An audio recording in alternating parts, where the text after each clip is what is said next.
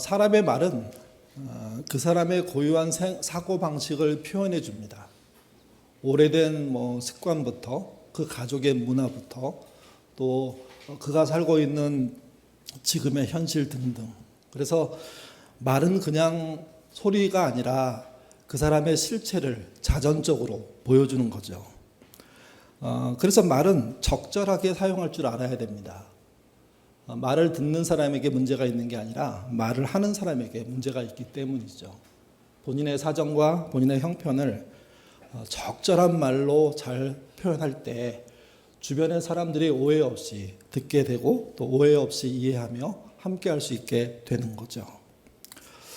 1910년 8월 29일 일제에게 우리가 국권을 빼앗겼습니다. 이것을 한일 합방이라고 배웠습니다. 합방은 둘 이상의 나라를 하나로 합침을 의미합니다. 조선과 일제 합의해서 합친 게 아니잖아요. 우리의 주권을 일본에게 빼앗긴 거죠. 그거를 좀 순화시켜서 표현한 말이 한일합방, 한일합병입니다. 한동안 이 말이 쓰여지다가 이게 틀린 말이라는 주장들이 나오기 시작하고 그래서 말을 바꿉니다. 그때 등장한 말이 병탄입니다.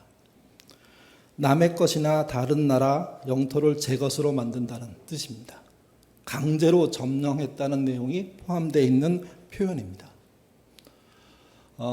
일제의 점령을 그리고 그 점령의 시작을 한일 합방으로 사용하느냐 또는 한일 병탄으로 사용하느냐는 조그만 차이를 말하는 게 아니라 큰 차이를 말합니다.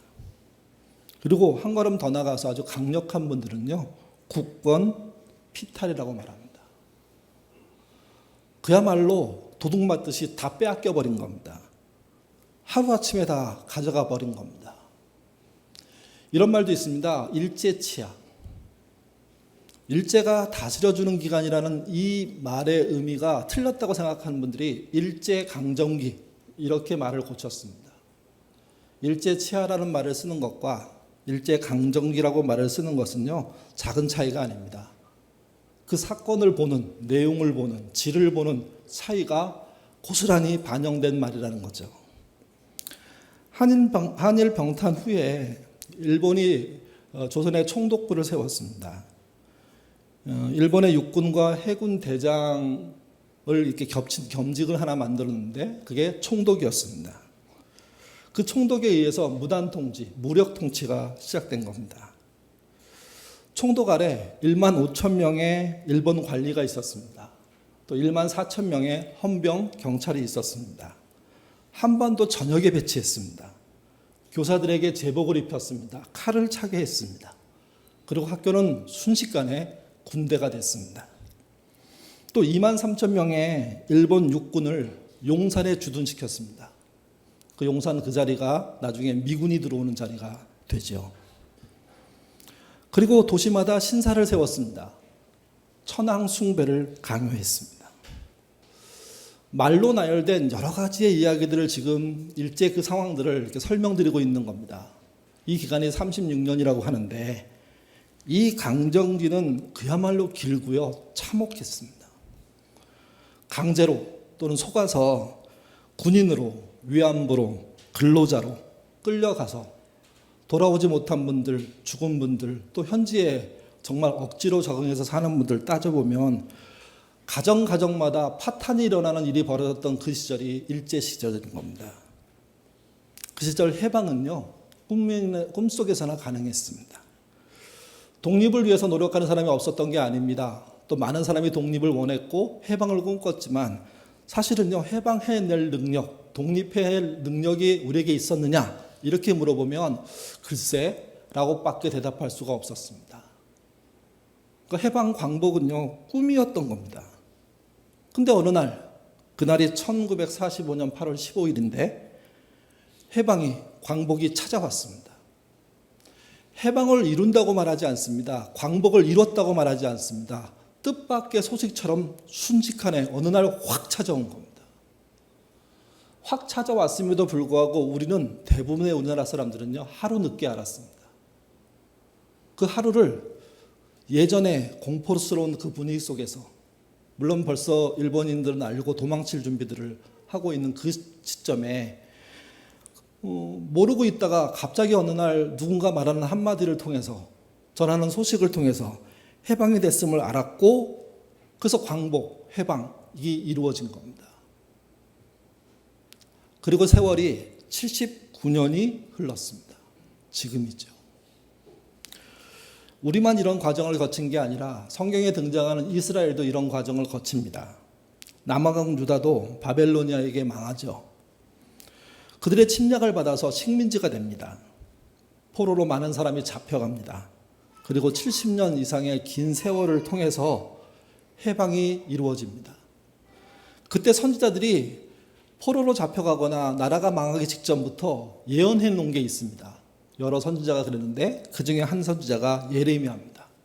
우리 예레미야 50장 4절 말씀 같이 읽겠습니다. 여호와의 말씀이니라. 그날 그때에 이스라엘 자손이 돌아오며 유다 자손도 함께 돌아오되 그들이 울며 그 길을 가며 그 하나님 여호와께 구할 것입니다. 여호와의 말씀이라는 이 말은 이스라엘 사람들이 예언자를 통해서 들었단 말이라는 말이고, 또 하나는 결국 이루어지는 말이라는 뜻입니다. 그리고 그날 그때는 아무도 몰랐던 겁니다. 아무도 몰랐던 그날 그때에 대한 이야기를 예레미야는 하고 다녔습니다. 본인이 뭔가 특별해서 깨달은 게 아니라 하나님이 그날에 대한 말씀을 주시니까 그대로 전달한 겁니다. 순서가 좀 뒤바뀐 것 같지만 50장 4절의 이야기보다 그 뒤에 있는 50장 20절의 말씀은 왜 이스라엘이 망했는지, 어떻게 해야 돌아오는지 이야기해 줍니다. 이 50장 20절도 같이 읽겠습니다. 여호와의 말씀이니라. 그날 그때에 이스라엘은 죄악을, 유다의 죄를 용서할 것입니다. 하나님은 유다의 해방 광복을 그들의 죄가 용서되는 날로 선포하십니다. 구체적으로 어떤 죄를 지었는지 예언서 앞쪽 부분에 많이 나옵니다. 하나님과 도저히 올바른 관계를 하려고 한 마음조차 없는 유다를 하나님은 망하게 하실 수밖에 없었습니다. 왜? 끝까지 보호한다는 것은 당신의 정의가 무너지는 일이고 세상의 질서가 무너지는 일이기에 유다는 망했어야만 했습니다. 그래서 그 망함에 대한 예고를 오래전부터 했고, 망하고 난 다음에 그 죄의 문제가 끝나는 시점에 또 회복을 얘기하고 광복을 얘기하는 일들을 오랫동안 해온 겁니다. 그리고 바벨론 포로에서 돌아오고 이스라엘 유다가 광복하고, 그리고 난 다음에 560년 정도가 흘러서 예수님이 등장하십니다. 예수님이 등장하신 그 시대에 예수님은 당신이 해방시킨 이스라엘에 대해서, 유다에 대해서 어떤 마음을 갖고 있는지를 보여주는 말씀이 오늘 본문입니다. 중요한 건 해방입니다. 그렇지만 해방다움도 중요합니다. 해방을 맞이한 사람들이, 광복을 맞이한 사람들이 하나님의 은혜와 뜻으로 맞이한 해방과 광복을 자기 사리사욕에 맞게, 인간의 욕심에 맞게 사용해버리면 그 광복, 그 해방은 있으나 마나가 됩니다.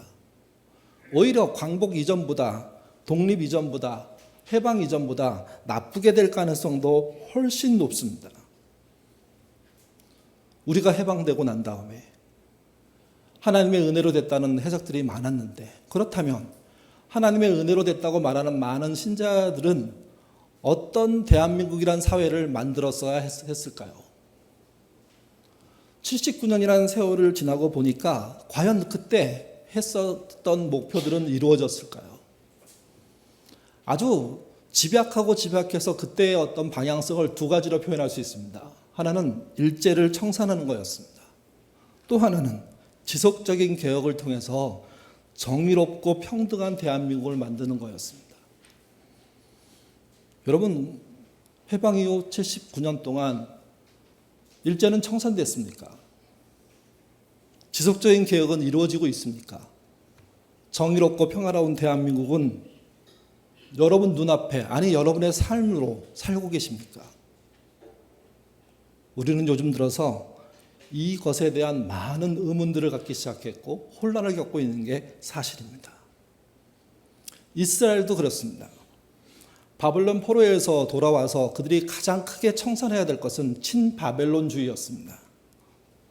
선진 제국의 제도와 질서들을 훈련받고 오랫동안 살았던 사람들이 돌아오니 그들의 습성을 버리지 않은 상태에서 이스라엘을 자신이 포로 생활했던 그런 추억으로 덮어버리는 일들이 벌어진 겁니다.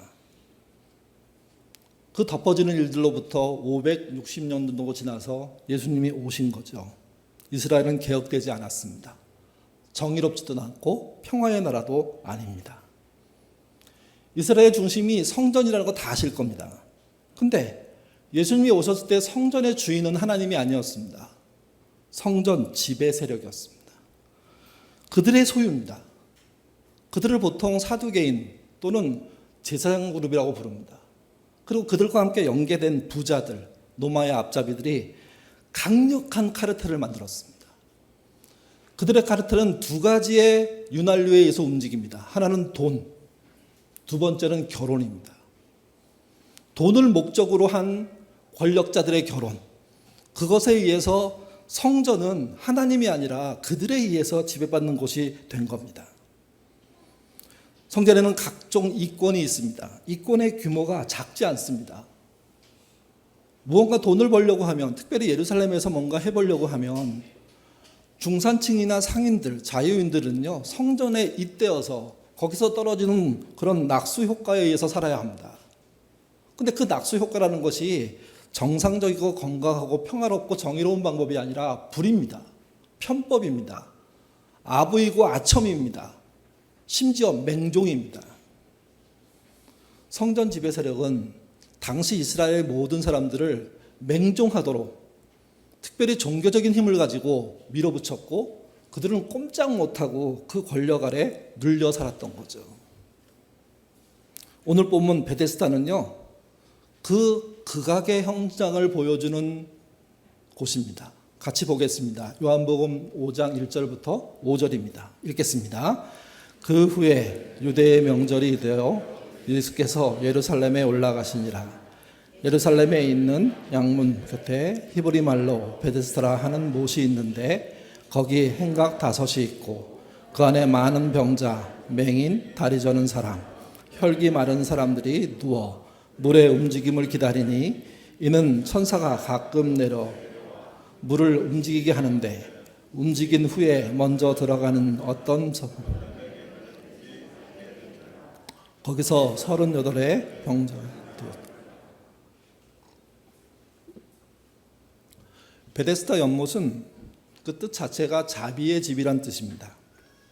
근데 짧게 읽었고 얼마 전에도 또 이 본문을 갖고 설교도 드렸지만 자비의 집이라고 말하기에는 참 어처구니 없는 곳입니다. 이름을 바꾼다면 잔혹한 집 이렇게 바꿔야 됩니다. 베데스다는 건강한 사람으로부터 병자, 장애인을 격리해 놓은 곳입니다. 예루살렘 성으로 들어가는 문 한쪽에 있다고 설명되어 있는데 예루살렘 성 안으로 들어가는 많은 사람들은 대부분 건강한 사람이었습니다. 혹시 아프더라도, 혹시 장애가 있다고 하더라도 권력자의 집안 이들은 대놓고 들어갈 수 있는 거죠. 근데 성 안으로 들어오는 병자 또는 장애인들을 막는 방식 중에 하나가 베데스다였던 겁니다. 그쪽으로 사람이 들어가도록, 그리고 거기서 못 나오도록. 그래서 그곳이 격리의 장소입니다. 아주 긍정적으로 보는 분들은 거기를 남유다 그 왕권이 만든 보건소 이렇게 표현도 하거든요. 근데 실제는 보건소 역할을 했는지 정확하게 알 수가 없습니다. 왕과 왕의 권력을 갖고 있는 그런 신하들이 실제 그곳에 가서 치료를 위해서 뭘 했는지 정확하게 나온 바가 없기 때문입니다. 오직 격리해 놨습니다. 그리고 건강하다는 사람들은 안 들어갑니다. 못 본 척합니다. 심지어 모르기도 합니다. 두 번째 베데스다는 무한 경쟁의 자리입니다. 우리가 성경을 읽을 때 특별히 신약 성경에 괄호 부분이 있는데 그 괄호 부분은 어떤 사본에는 있고 어떤 사본에는 없기 때문에 그 표시해 놓은 겁니다. 또 어떤 사본에 있고 어떤 사본에 없다는 말은 이런 말도 됩니다. 후대에 누군가 첨가한 이야기, 이 이야기가 순조롭게 전달되기 위해서는 이 정도 이야기는 해줘야 되겠네 해서 넣어놓은 이야기라는 의미도 됩니다. 그곳에 전설이 있었다는 거죠. 가만히 있는 물이 어느 날 파문이 일어납니다. 물이 움직입니다. 그러면 신속하게 첫 번째로 뛰어들어가는 병자의 병이 낫는다는 겁니다. 진짜 나았는지 가짜로 나왔는지 알 수가 없습니다. 근데 이 소문이 퍼져서 전국에서 사람들이 모여들었고 그 격리된 비좁은 장소 속에 가서 자리 잡고 물의 움직임만을 쳐다보고 있는 겁니다. 그때 치료의 방식이 무한 경쟁입니다. 승자 독식입니다. 경쟁을 통해서 1등한 사람에게만 기회가 준다는 이야기입니다. 여러분, 정확한 어떤 경기를 돕는 도구들이나 1등을 측정할 수 있는 그런 기기들이 없는 상태에서의 1등 측정은 그야말로 아비규환 아니겠습니까? 무작정 달려 들어갔는데 내가 1등인지 내가 2등인지 알 수 없는 경쟁 속에 다 내몰린 겁니다. 그러다 어느 날 좀 일찍 들어갔다고 생각한 그 누군가의 병이 고쳐졌다는 소식이 들리면, 그런 소식은 꼭 있기 마련인데, 그러면 그곳에 있는 사람은 더 1등이 되기 위해서 같이 옆에 있는 사람들과 무한 경쟁을 하고 있는 곳이 베데스다입니다. 자비가 어디 있습니까? 자비란 이름을 붙인 것 자체가 이상한 일입니다. 또 하나, 만약 누군가 병이 나았다고 생각해 보십시오. 그분이 굉장한 가문의 사람이어서 많은 사람의 조력을 받아 1등 해가지고 병이 나으면 자기 집안으로 복귀하면 됩니다. 근데 여러분, 대부분의 사람은 대단한 가문에 속해 있지 않습니다. 평범하죠. 근데 38년 동안 병자 되고 20년 동안 병자 되고 10년 동안 병자 되고 살아보면 모든 게 다 망가지고 엉망되지 않습니까? 그런 사람 중에 누군가 1등해서 진짜 병이 나았다고 하면 이제 그 바깥으로 나와야 됩니다. 나와서 살 수 있을까요? 병자들의 경쟁이 이렇게 심한데 일반인들의 경쟁은 어떨까요? 건강한 사람들의 경쟁은 더 무지막지하지 않을까요? 그곳에 뛰어들어서 밥벌이를 해야 되는 겁니다. 그것에 뛰어들어서 또 다른 1등을 향해서 노력해야 되는 겁니다. 그래서 베데스다는 희망의 땅이 아닙니다. 자비의 땅이 아닙니다. 절망하고 심지어 잔혹한 땅이고, 거기서 나온 사람이 그래서 그 이후로 행복했대, 이런 얘기는 듣기 힘든 이야기입니다. 그렇게 어렵게 병이 나가서 나왔는데 무참히 건강한 사람들한테 또 밟혔대. 이게 일반적인 스토리라는 겁니다. 그곳에 38년 된 병자를 예수님이 찾아가셨습니다. 왜 찾아가셨을까요? 경쟁의 가장 끝에 격리된 사람 중에 가장 바닥에 있는 사람인데, 38년이라는 병 기간에 대한 이야기를 좀 해볼 필요가 있습니다. 여러분, 이 사람의 나이가 실제 38세라면 태어나는 순간부터 병에 걸려서 지금까지 38년 동안 단 한 번도 건강하지 못한 상태로 살았다고 이야기할 수 있습니다. 생각해 보십시오. 그 38년이 얼마나 무시무시한 시간인지, 얼마나 절망스러운 시간인지. 사람으로 컸을까요? 짐승과 사람이 구별이 안 되지 않았을까요? 악착같이 살아남았지만 희망이 있을까요? 죽지 못해 사는 거 아닐까요? 만약 이 사람이 50세 정도 됐다면 12살 때 병에 걸린 겁니다. 어린 시절 나름 행복하게 지냈을지 모르지만 청소년기, 청년기, 이제 중년으로 들어가는 그 기간에 그는 지독한 병으로요, 어떤 사회적인 활동도 하지 못하고 처참하게 자기의 형편없는 모습 속을 보고 우울의 공황에 시달리면서 정말 바닥을 박박기는 인생을 살았을 겁니다. 또 이 사람이 만약 70세라고 생각하면 32살에 병에 걸린 겁니다. 32살이면 유대 사회에서요, 결혼했을 나이입니다. 아내가 있을 나이입니다. 아이도 있을 것입니다. 그렇게 가정을 건실하게 꾸리던 어느 날 본인이 병 걸려가지고 이혼이 됐는지 가족과 헤어졌는지 알 수가 없습니다. 근데 38년 병자가 뭐라고 얘기하냐면 자기를 도와서 물까지 갈 수 있게 해주는 사람이 없어서 자기는 꿈도 못 꾸고 있다는 이야기를 하는 걸 보면 가족과 이미 헤어진 상태로 38년을 살고 있는 게 아닌가 생각할 수가 있습니다. 어떤 경우를 대입해도 38년의 병은요, 모든 인간에게 그야말로 저주이고 절망입니다. 희망, 소망, 믿음 얘기할 시간이 없습니다. 그렇게 보고 난 다음에 우리 주변을 한번 봅시다. 우리 주변에 오래된 환자들 있지 않으십니까? 선천적인 장애인도 있고 중도 장애인 있지 않으십니까? 그 아픔의 기간이 1, 2년이 아니라 1, 2년도 어마어마하게 긴 시간인데 10년, 20년 단위로 진행되는 분들 있지 않으십니까? 그들이 베데스다와 같은 상황에 내몰리지 않는 게 교회가 해야 될 일이고 정부가 해야 될 일인 겁니다. 그들이 무한경선식에 내몰려서 1등 한번 해보겠다고 덤벼드는 그런 사회를 만들지 않아야 됩니다. 그들은 개인적으로 존중돼야 되고 국가적으로 그 존중이 보장돼야 되고 사회적으로 그들의 보호와 더불어 그들의 치료를 위한 노력들이 정말 끊임없이 가해져야 됩니다. 그게 복지 아닙니까?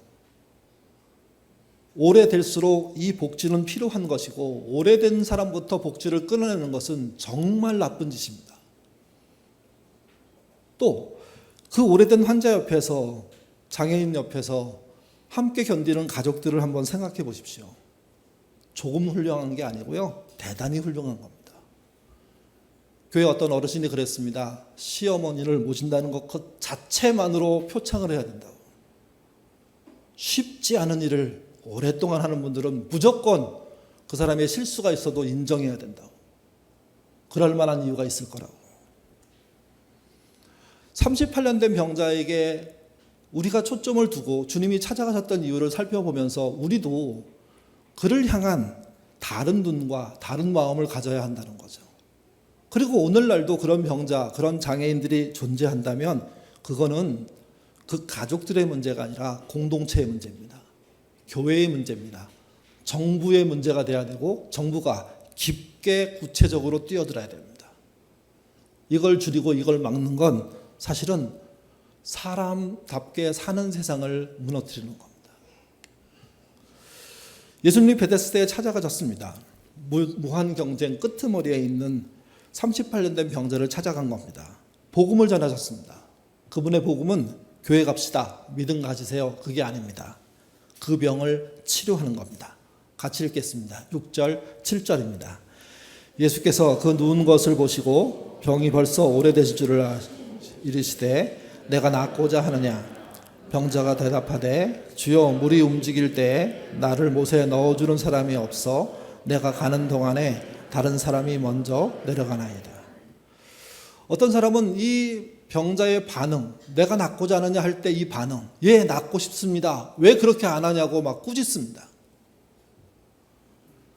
여러분, 무언가에 38년 눌려서 정말 어렵게 산 사람에게 너의 속내를 순식간에 정확하게 확 표현해, 이건 말 자체가 문제입니다.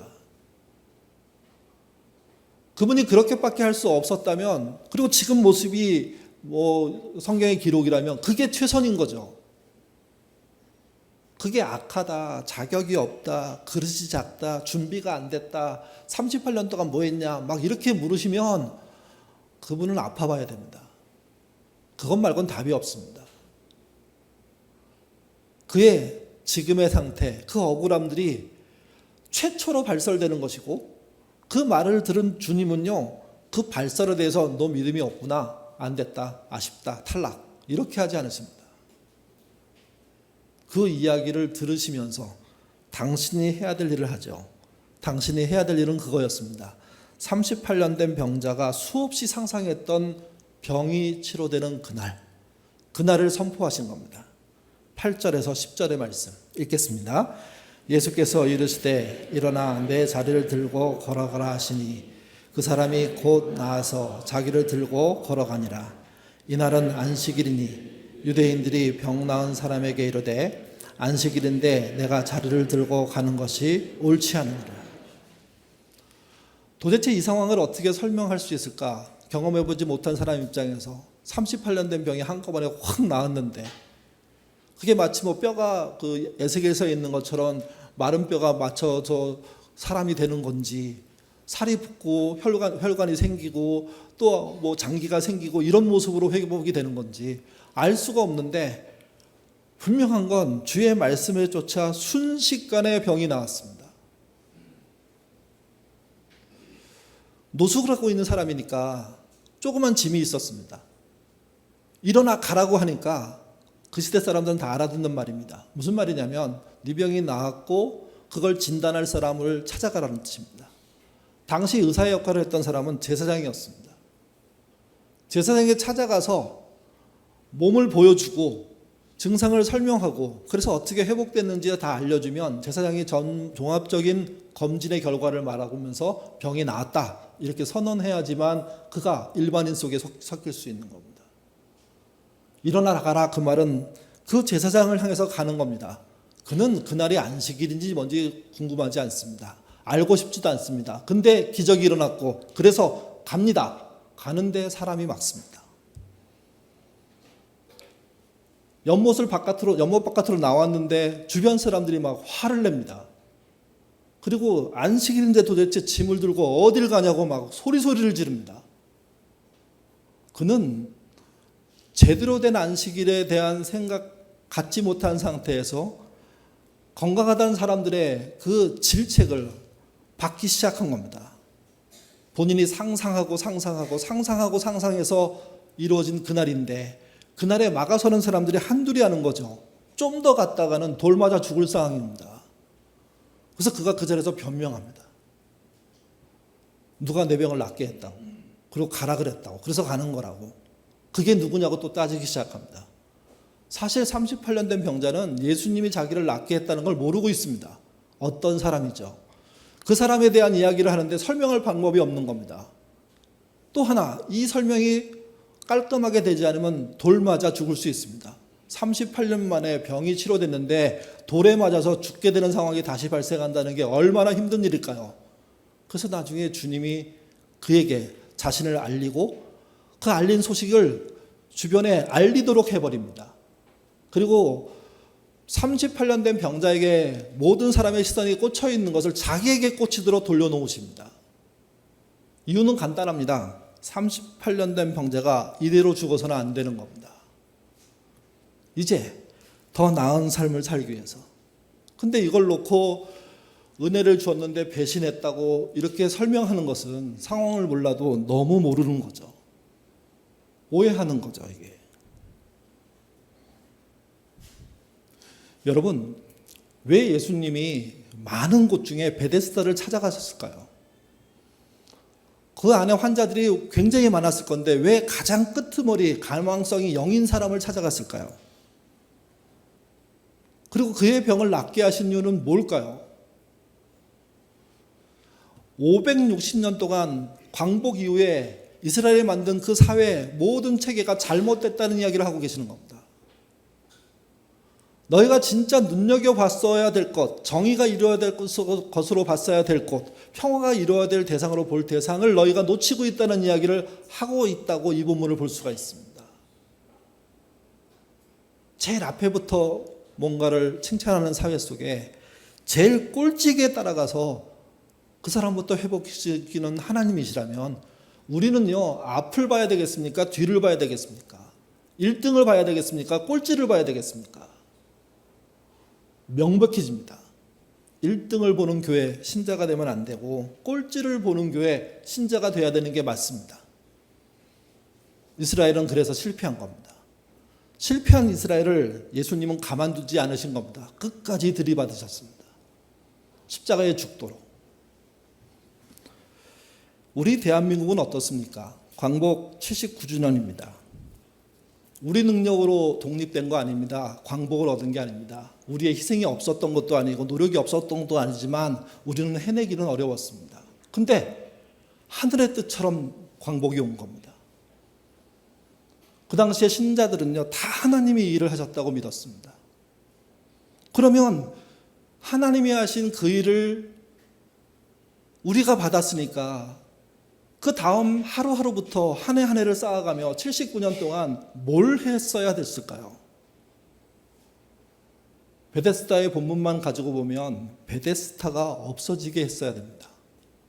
어디에서? 대한민국 사회에서. 그런 것을 하나하나 제거하면서 정의가 이루어지고 평화가 이루어지도록 했어야 되는 거죠. 근데 했다고 말할 수가 없습니다. 좋아졌고 나아졌고 복지를 통해서 가난한 사람들이 치료받도록 참 많은 기회를 만들긴 했지만 지금 전부 다 되돌리고 있지 않습니까? 앞에서 말이 중요하다고 말씀을 드렸습니다. 말하는 것 중에 많은 게 있지만 우리가 많이 이용하는 게 언론 매체 아닌가요? 또 뭐 스포츠 중계 같은 거 아닐까요? 피겨스케이팅 중계를 비교하는 걸 봤습니다. 한 그 중계팀과 또 다른 중계팀을 같이 비교해 놨더니 생각보다 확연하게 서로의 문화가 차이가 나더라고요. 첫 번째 중계팀이 피겨 연기하는 것을 보면서 중계하는 겁니다. 이 선수의 동작은 나비와 같습니다. 꽃잎에 사뿐히 내려앉는 나비의 날갯짓이 느껴집니다. 똑같은 장면을 다른 중계팀이 얘기합니다. 저 기술은 매우 높은 난이도여서 가산점을 받게 됩니다. 대단합니다. 다시 경기가 진행되면서 또 첫 번째 했던 팀이 이어서 중계합니다. 음반이를 쓰다듬으면서 코너로 날아오릅니다. 실크가 하늘거리며 잔무늬를 경기장에 흩뿌리는 것 같습니다. 또 다른 팀이 중계합니다. 저런 점프는 난이도가 높죠. 경쟁에서 유리합니다. 연기가 끝나갑니다. 피날레가 지나가면서 막 열광하는 박수 소리가 들립니다. 첫 번째 중계팀이 이렇게 말합니다. 제가 잘못 봤나요? 저 점프 투명한 날개로 날아오릅니다. 천사입니까? 오늘 그녀는 하늘에서 내려와 이 경기장에서 길을 잃고 서성이고 있습니다. 감사할 따름이네요. 해설자의 목소리는 떨리고 있었고 그 목소리 속에는 울음이 포함되어 있었습니다. 슬퍼서 우는 게 아닙니다. 감동해서 눈물 맺힌 그 이야기들을 이어갑니다. 울어도 되나요? 정말이지 눈물이 나네요. 저는 오늘 밤 언제고 기억할 것입니다. 이 경기장에서 선수의 아름다운 몸집을 바라본 저는 정말 행운아입니다. 감사합니다, 신이시여. 똑같은 장면을 본 다른 중계팀입니다. 경기를 완전히 지배했습니다. 금메달입니다.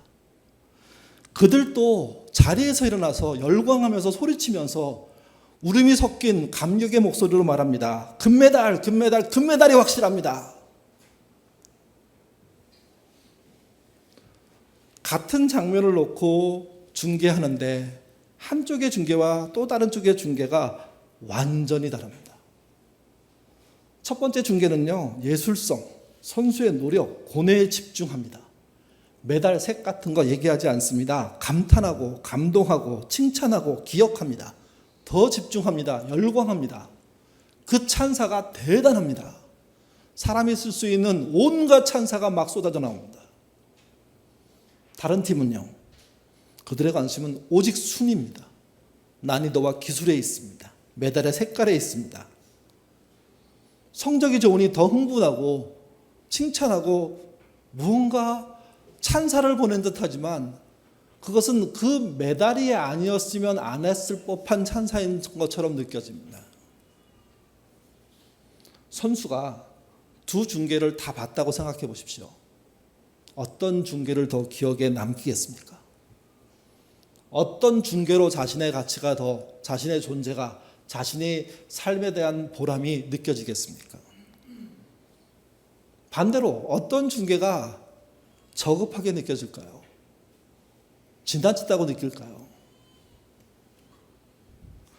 어떤 나라 사람이 1번 중계를 먼저 들었습니다. 그리고 감동하고 동의했습니다. 그리고 여러분 2번 중계를 나중에 한번 듣는다고 생각해 보십시오. 뭘 느낄까요? 또 2번 중계를 먼저 들은 분이 나중에 1번 중계를 들었다고 생각해 보십시오. 그는 뭘 느낄까요? 이게 문화 충격입니다.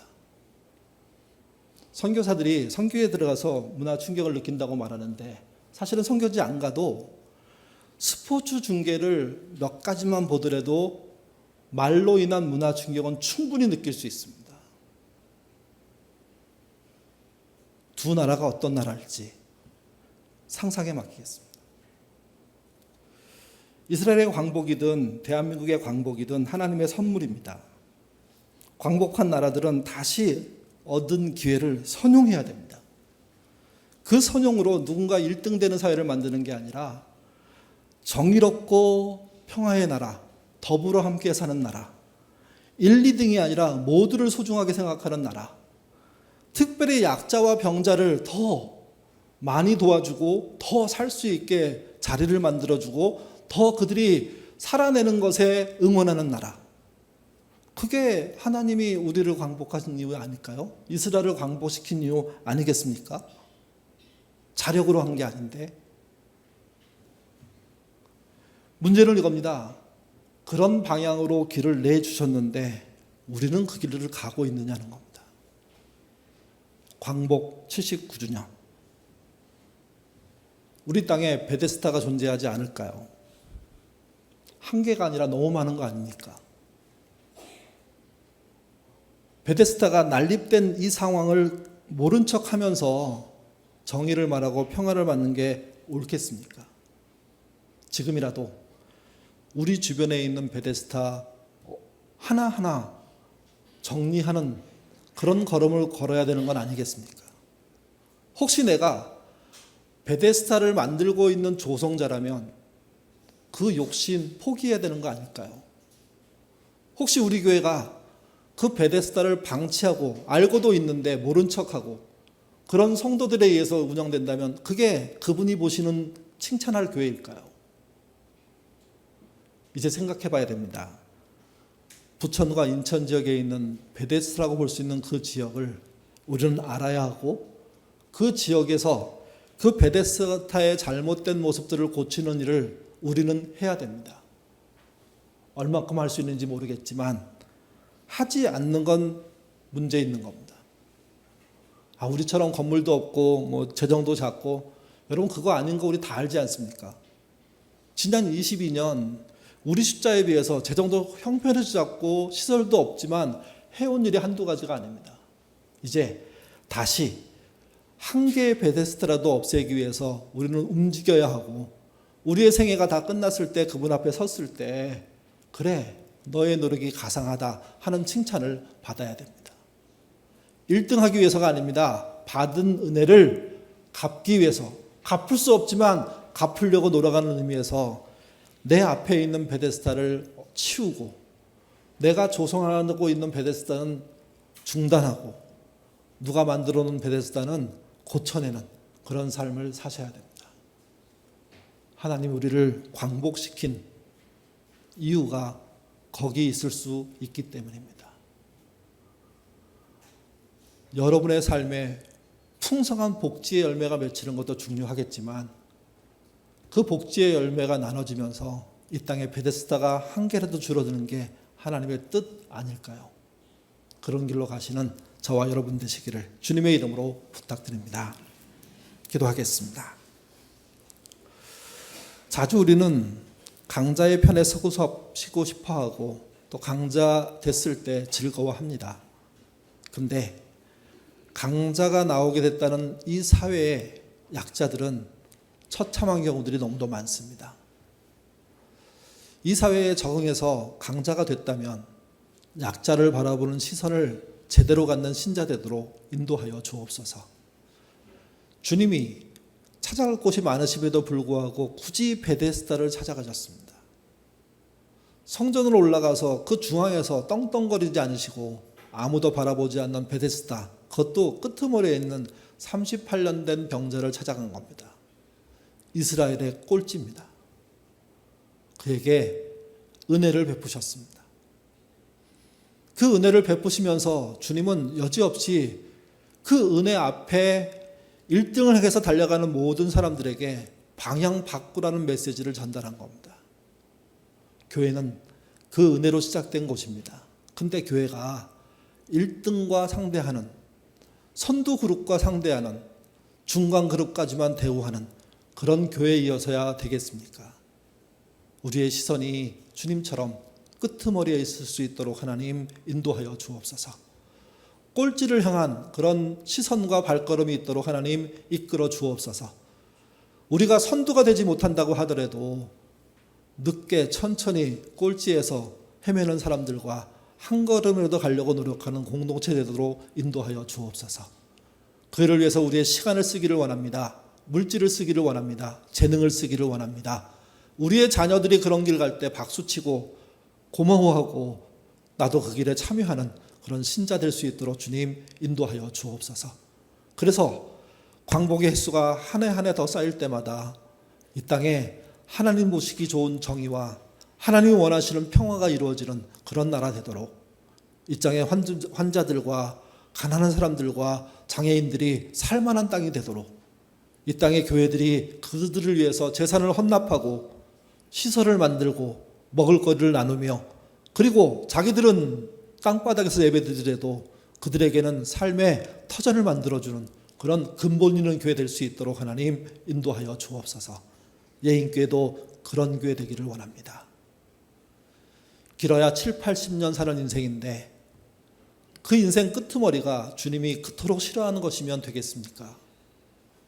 그 끄트머리에 섰을 때 주님이 너무 잘했다고 칭찬하는, 그러나 우리는 부끄러운 모습으로 주님 앞에 안기는 그런 삶 살 수 있도록 도와주시옵소서. 감사하며 예수님 이름으로 기도드립니다. 아멘.